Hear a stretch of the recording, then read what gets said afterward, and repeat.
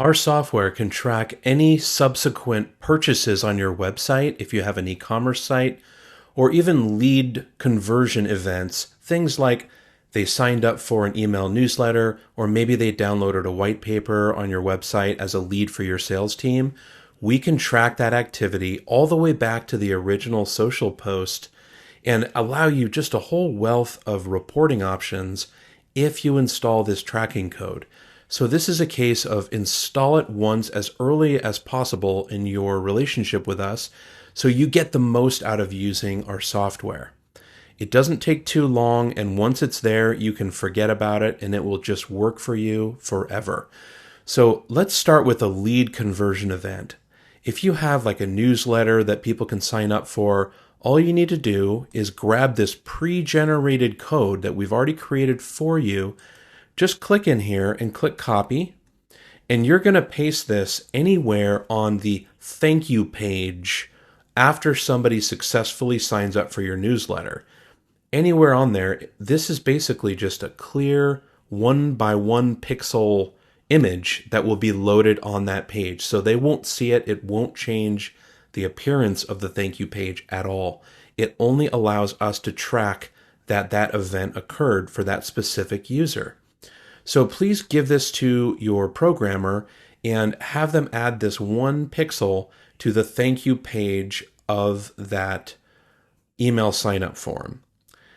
Now, this is where it gets a little more sophisticated. If you offer e-commerce, let's say you're a Shopify store or something like that, you can actually do the exact same thing, but also pass along revenue information.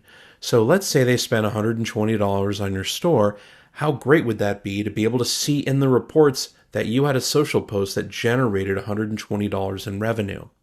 To do this, you need to check down here. That activates revenue tracking, and it will add a new little parameter right here where it says 0.00. So you'll just copy this and send it off to your developer, and please ask them to go into Shopify, and within Shopify there should be a way for them to add this pixel to the thank you page. So after somebody completes a purchase successfully, there is a thank you page that is loaded. So what you want to do is make sure that this pixel loads on that page and passes along dynamically. There should be a parameter that they can add within their, it doesn't matter if you're using Shopify or WooCommerce or any of the providers.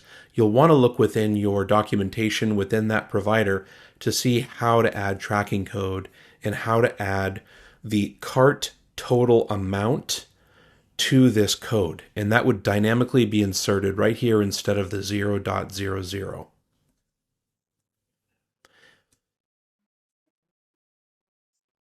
If neither one of these apply, or let's say you have additional actions that people can take on your page, like requesting a phone call from a salesperson, for example. If you have a form like that, and you don't simply want to call everything a lead conversion, you can create custom tracking events.